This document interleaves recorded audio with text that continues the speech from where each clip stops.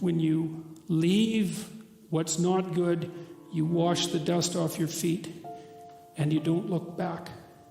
And that's a very harsh lesson.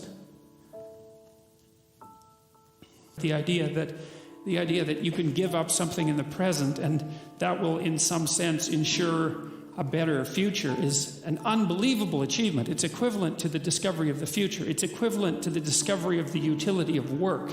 Like, its importance can't be overstated. Okay, so it took a long time for people to figure this out. Animals haven't figured it out at all, right? We've figured it out, and it's hard. It's hard for people to make sacrifices because, of course, the present has a major grip on you, as it should, because in some way you live in the present.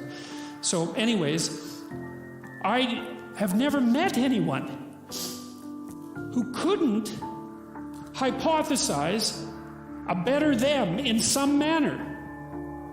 All they had to do was ask. It's like, well, how could you be better? It's like, well, here's 3 ways. It's like, it's no problem, right? You can think about that in no time flat. Maybe it's small ways, but you can almost always at least think of something stupid that you're doing that you could quit.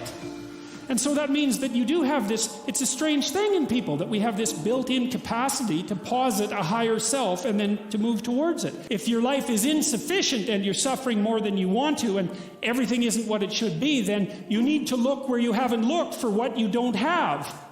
And then you can look outside, beyond you, and then you can make friends with what you don't understand. You know, as you elevate your aim, you create a judge at the same time, right? Because the new ideal, which is an ideal you, even if it's just an ideal position that you might occupy, even if it's still conceptualized in that concrete way, that becomes a judge because it's above you, right? And then you're terrified of it, maybe. That's why you might be afraid when you go start a new job, right? Because this thing is above you and you're terrified of it and it judges you. And that's useful because the judge that you're creating by formulating the ideal tells you what's useless about yourself, and then you can dispense with it.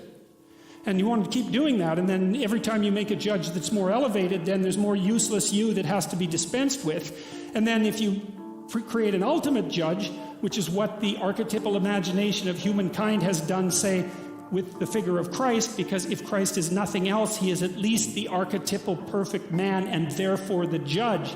You have a judge that says, get rid of everything about yourself that isn't perfect. And of course, that's also what God tells Abraham, right? He says to be perfect, to pick an ideal that's high enough, and you can do this. The thing that's interesting about this, I think, is you can do it more or less on your own terms. You have to have some collaboration from other people, but you don't have to pick an external ideal. You can pick an ideal that fulfills the role of ideal for you. You can say, okay, well, if things could be set up for me the way I need them to be, and if I could be who I needed to be, what would that look like? And you can figure that out for yourself, and then instantly you have a judge. And I also think that's part of the reason people don't do it, right? Why don't people look up and move ahead? And the answer is, well, you know, you start formulating an ideal, you formulate a judge, it's pretty easy to feel intimidated in the face of your own ideal. That's what happens to Cain versus Abel, for example. Then it's really easy to destroy the ideal instead of to try to pursue it, because then you get rid of the judge. But it's way better, lower the damn judge if it's too much. Like if your current ambition is crushing you, you know, then maybe you're playing the tyrant to yourself, and you should tap down your ambitions, not get rid of them by any stretch of the imagination, but at least put them more reasonably within your grasp. You don't have to leap from point 1 to point 50 in one leap, right? You can do it incrementally. But I really like this idea. I think it's a profound idea that the process of recapitulating yourself continually is also the process of, it's a phoenix-like process, right? You're shedding all those elements of you that are no longer worthy of the pursuits that you're valuing. And then I would say, the idea here is that as you do that, you shape yourself ever more precisely into something that can withstand the tragedy of life and that can act as a beacon to the world. That's the right way of thinking about it. Maybe first to your friends and then to your family. It's like it's a hell of a fine ambition, and there's no reason that it can't happen. Don't be so sure that it's impossible, or maybe don't let the assumption that it's impossible stop you from going forth into the world. That would be, and that's a, what would you say? That's like an inoculation against nihilism. And for a long time I understood nihilism very well. I could understand its rationale, associated with the tragedy of life, associating with suffering and evil, associated with the observation of finitude and the arbitrary and unjust nature of the world. But the more I've thought about it, the less I've come to believe that there's any excuse for it whatsoever. And I think the reason for that is that it forestalls effort. It forestalls the ability to discover for yourself. Maybe there's no reason to be so goddamn hopeless, except that it's easier to be useless. Now, and believe me, I'm not making that case. I'm not saying that that's what's besetting people who are clinically depressed, for example. That's not my point. Clinical depression is a terrible thing. There's lots of reasons to be rendered, to be tossed into a catastrophic condition. That isn't what I mean. I mean that kind of cynical, arrogant, rational, hyper-intelligent nihilism that throws the world away as if it's of little use before it's been properly engaged with. Better to engage with it and see what happens, and better to make the assumption that if the world isn't returning to you what it is that you need, then either you're not doing it right or you've conceptualized what you need badly. Why not at least open yourself up to that possibility, right? Because you could be wrong. Hopefully, if you're suffering, this is a great thing to know. Hopefully, if you're suffering, you're wrong. Because if you're suffering and you're right, then there's nowhere to go.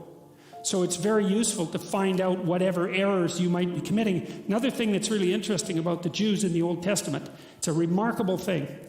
Every single time they get flattened by God, it's always their fault. They never say, the world that God created was corrupt and God is evil. They never say that. No matter what happens, right? No matter what catastrophe occurs, when they have every reason to at least put that hypothesis forward, they don't. They say, we erred, we walked off the path, it's our fault. And that's hard, because it puts all the weight of human catastrophe on the human being. That's very hard. But the upside is, it gives you the control. It opens up the door, it opens up the possibility that you could be the person that could set it right if you would just let go of what's in your way. Whatever that is. You need to say what you think, because that's where you come from, right? And if you don't say what you think, then you kill your unborn self. That's what you do. That's what Cain did when he killed Abel. And that's why his punishment was unbearable. You have things in you that are struggling to come to the light. That's the truth you need to utter. And you need to utter that truth, because without that truth, you cannot live in the world. Because the world's real, and you need truth to live in the world. And if you stifle your truth, well, how can that be anything but something that brings about hell? How could it be any other way? So you think, well, why should you speak up? That's easy, because the consequences of not speaking up, although delayed, are far worse. That's the reason. That's the reason. If it can't be courage, it could at least be prudence. So, yeah.